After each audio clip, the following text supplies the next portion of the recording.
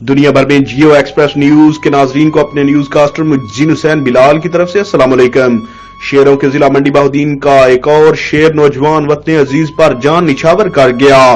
पाक आर्मी के जवान बलोचिस्तान में दहशतगर्दों का मुकाबला करते हुए जामे शहादत नोश करने वाले अरसलान मंजूर को तहसील फालिया आबाई गांव घूगा वाली में सुपुर्दे खाक कर दिया गया।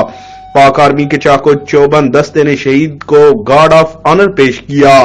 इलाका भर से हजारों अफराद ने शहीद की नमाज जनाजा में शिरकत की।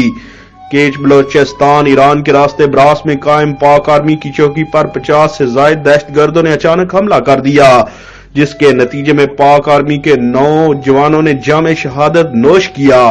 इन शहदा में से तहसील फालिया के इलाका घूगा वाली के रहायशी पाक आर्मी के शहीद सिपाही अरसलान मंजूर को पूरे फौजी एजाज के साथ उनके आबाई गांव में सुपुर्दे खाक कर दिया गया।